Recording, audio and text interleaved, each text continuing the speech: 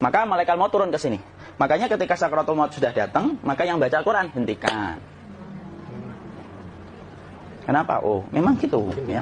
Jangan semakin kenceng. Ayo Pak, insyaallah Pak gitu. Al-Baqarah Pak, Al-Baqarah Pak. Al-Kahfi, Al-Kahfi. Enggak lah. Yang baca Quran berhenti dulu. Kemudian digantikan dengan kita mentalkin. Antum agak ke sana dikit. Masya Allah ya. Orang yang meninggalnya kooperatif ini. maka agak kesini ya. Maka disunahkan kita untuk mentalkinnya. Nanti ketika mentalkin jangan terlalu sering, jangan terlalu membebani. Jangan terlalu sering itu la ilaha illallah, la ilaha illallah. Enggak gitulah. Berat nanti dia ngerasakan. Di situ Imam Qurtubi juga menyampaikan, jangan terlalu sering karena itu memberatkan dadanya. Jadi ketika mentalkin, saya sampaikan, boleh diganti atau enggak Ustaz? Enggak lah, talkin itu ibadah. Ibadah itu tauqifiyah. Tauqifiyah itu enggak usah diganti. Karena Rasulullah mengatakan, lakinu ala mautakum, la ilaha illallah. Talkin orang yang meninggal di antara kalian dengan la ilaha illallah. Enggak usah diganti, Allah Ustaz yang lebih singkat, lebih pendek. Enggak usah. Subhanallah Ustaz, enggak usah. Kenapa? Karena talqin sudah ditetapkan ucapannya oleh Nabi, begitulah kita mencontohnya. Jadi tidak usah diganti. Cara mentalkin, jadi kalau keadaan sudah tenang, tolong kalau sudah sakaratul maut jangan ditinggalkan. Karena sesungguhnya pertempuran setan itu pada detik-detik kematian semacam ini. Dan betul-betul berusaha untuk menjadikan dia murtad. Nanti makanya di situ di buku nanti dibahas kan, pertempuran setan itu sampai detik-detik orang mau mati itu sudah ayo kufur, murtad aja tuh, kamu sakit kayaknya. Itu kayak gitu. Makanya jangan ditinggal. Capek gitu kok nggak meninggal-meninggal gitu ya. Udah gantian mas. Dan jangan kemudian meninggalkannya. Mangkat dulu gitu. Enggak lah, janganlah. Terus ditampingi terus. Kalau bisa ya sudahlah berikan waktunya kita untuk sementara waktu itu betul-betul berkhidmah kepada orang yang kita cintai terakhir kalinya. Cara kita kemudian mentalkin adalah yaitu adalah di sebelah kanannya la ilaha illallah. Biarkan dia mencerna dulu, tidak usah buru-buru kemudian kita langsung nimpali lagi. Dia mencerna dulu sambil kita doakan, peluk, ya Allah dimudahkan gitu. Kalau ada orang yang bisa ngucapin la ilaha illallah itu siapa yang memberikan itu? Ustadznya memberikan kekuatan Allah Pak. Karena ngomong aduh aja sudah tidak mampu. Makanya Allah berfirman dalam surat Ibrahim, yusabbitullahu alladhina amanu bil qawli tsabit fil hayatid dunya wa fil akhirah. Allah teguhkan perkataan orang yang beriman dalam kehidupan dunia dan akhirat. Dunia itu ya ketika menjelang kematiannya. Makanya dia bisa ngomong la ilaha illallah. Sebenarnya ngomong aduh aja sudah nggak mampu. Kalau bisa ngomong, dia mesti ngomong aduhnya dulu. Tapi Allah yang menggerakkan. Ngomong la ilaha illallah. Makanya akhiru kalamihi la ilaha illallah dakhalal jannah. Barang siapa akhir kalamnya itu adalah la ilaha illallah, pasti masuk surga. Makanya kita lagi la ilaha illallah. Dah, cerah dulu. Enggak usah minta diburu-buru ya. Enggak usah gini. Ayo la ilaha illallah. Ayo. Enggak usah gitu. Ya, biarkan dia pelan-pelan gitu. Ayo tapak ya Allah capek saya Pak. Enggak usah. Ya ucapkan la ilaha illallah. Kemudian dia mencerna. Lalu kalau dia sudah mengatakan, untuk mengatakan la ilaha illallah. Nah, kalau sudah mengatakan la ilaha illallah, berarti sudah. Enggak usah ditalkin lagi, enggak usah. Enggak apa-apa, biarin aja. Dia di situ aja. Kecuali dia ngomong lagi dan enggak usah diajak ngomong alhamdulillah ya Pak, ya Allah gitu. Terus dia jawab alhamdulillah. Ya. Itu berarti ucapan terakhirnya alhamdulillah. Atau ketika habis ditalkin la ilaha illallah dia ngelihat air. Nah, itu berarti ucapan terakhirnya air. Talkin lagi. Enggak usah marah. Aduh Pak minta air. Mau minta air nanti aja dikubur gitu loh. Jangan gitu. Biarin aja, jangan kemudian setelah la ilaha illallah La ilaha illallah. terus ayo tutup awas ya ngomong lagi ya. Tidak usah gitu juga. Maka kemudian setelah la ilaha illallah sudah tidak usah diajak ngomong gitu. Terus kemudian tidak usah ada anaknya perempuan, ya Allah Pak sudah bisa ngomong la ilaha illallah gitu.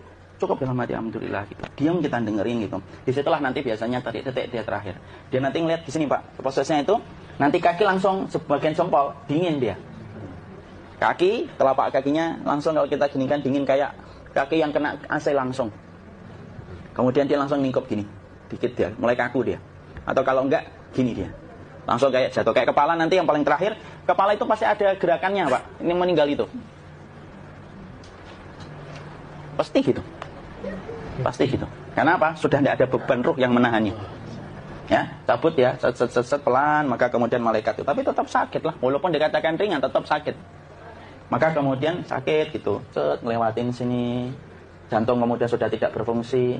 Kemudian ginjal Pak, ngelewatin ginjal tidak berfungsi. Bapak bayangkan kan, kalau yang pernah sakit batu ginjal Pak, sepakat nggak kalau kita batu ginjal itu sakitnya luar biasa Pak? Itu baru titik batu kecil di ginjal. Kita bisa bayangkan tiba-tiba ginjal tidak berfungsi. Sakitnya kayak apa, Pak? Tiba-tiba ginjal nggak berfungsi, pankreas naik, kemudian tek jantung. Jantung ini dia masih hidup dia, di sininya masih hidup walaupun jantungnya sudah berhenti. Naik, kemudian mata dia ngelewatin mata. Organ tubuh yang paling setia sama ruh itu mata. Maka kemudian mata dia ngelihat ya, melihat set keluarnya, set naik dia. Jadi lihat ini sama dia. Makanya Rasulullah mengatakan innar ruha idza qubida tabi'ahul basar. Ruh itu kalau dicabut, mata itu ngikutin kemana perjalanan ruh itu. Makanya ada yang meninggalnya gini. Ya itu bukan tanda su'ul khatimah. Itu tanda fitrahnya mata ngikutin ruh. Atau kemudian bukanya sedikit. Ada yang kayak senyum, Pak. Ada yang kesini yang keringetan. Nah, itu tanda husnul khatimah. Ada yang senyum. Jadi sakitnya setelah selesai itu plong gitu. Makanya kemudian ada yang tersenyum. Maka itu tanda. Kalau kita ngelihat orang yang membuka mata kayak gini, tidak usah takut. Cepat-cepat kemudian kita nanti tutup. Biasanya kalau terlalu lama, itulah yang menjadikan ini tidak bisa ditutup. Makanya harus pakai kapas akhirnya. Karena apa? Karena pas meninggal nggak langsung ditutup. Biasanya karena perawat takut, dokternya juga nggak tahu itu, dibiarin itu. Makanya ada beberapa mata yang ditutup pakai tensioplas kan? Sebenarnya kalau langsung bisa nutup dia, fitrahnya nutup mata itu. Jadi kemudian kita baca Allahumma firlahu warhamhu wa'afihi wa'fu'an wa ta'ala. Bismillah wassalatu wassalamu ala Rasulillah, tutup. Bismillah. Tidak usah takut.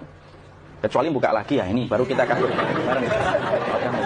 Kalau buka lagi, Pak, insyaallah, Pak, ya Allah, ya kita kabur bareng-bareng, Pak. Diusap, Pak. Diusap ini. Enggak disenggol gini enggak. Diginikan, sudah meninggal dunia. Tangan boleh begini, boleh diluruskan, enggak ada ketentuannya.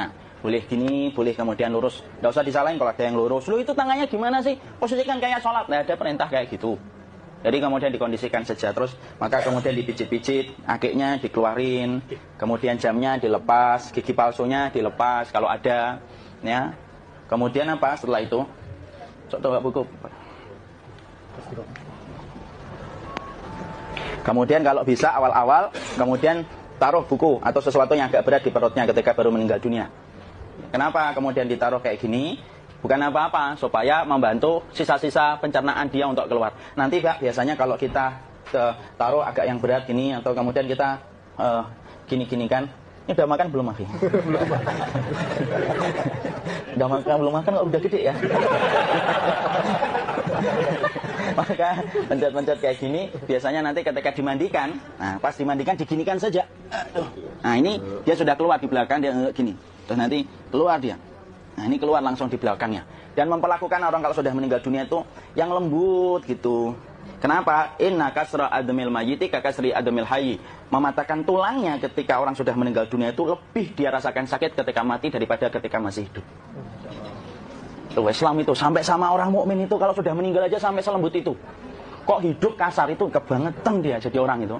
Mau sampai orang mati itu kemudian disuruh yang lembut. Kalau ada aib disuruh nutup, tidak boleh diceritain. Misalkan di belakangnya beliau ini ada tompel, gagah tompelnya gede gitu. Tidak boleh cerita, Masya Allah loh. Sampai segitunya sunnah itu ngajarin kita untuk nutup aib.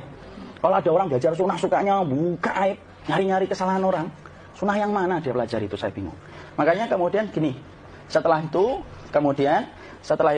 selesai maka kemudian tutup dengan kain. Maaf ya, Ki. Ya. Nanti kalau nggak kuat nafas ngomong ya. Maka ditutup kayak gini, ditempatkan kemudian jangan di tanah tapi di atas dipan. Karena apa? Syekh Abu Malik Kamal Said Salim dalam Sahih Fiqh Sunnah menyampaikan supaya tidak cepat busuk. Dia taruh di atas, kemudian ditutup pakai kain apa saja. Ya, sembari nanti kita mempersiapkan tempat mandinya, tempat kafannya dan yang lain sebagainya. Maka kemudian kalau ada yang datang boleh dibuka. Kemudian kita mencium ininya apa? Kemudian keningnya. Kemudian kita berdoa, nutup lagi kayak Rasulullah ditutup, kemudian yang datang terakhir itu salah satunya Abu Bakar. Dibuka kemudian beliau, ya Allah ya Rasulullah, engkau adalah orang yang percaya hidup dan matimu. Dan tidak mungkin Allah itu mematikan engkau 2 kali ya Rasulullah. Maka kemudian ditutup kembali, saat itu para sahabat dalam keadaan mendung semuanya. Maka disitulah kita lakukan kayak gini. Ditutup gini saatnya. Kasihan tidak bisa napas, insya Allah tidak butuh napas lagi. Jadi kemudian kita semacam ini kita persiapkan apa yang bisa kita lakukan. Nah itulah proses kematian dari sakit, sakaratul maut sampai kematian.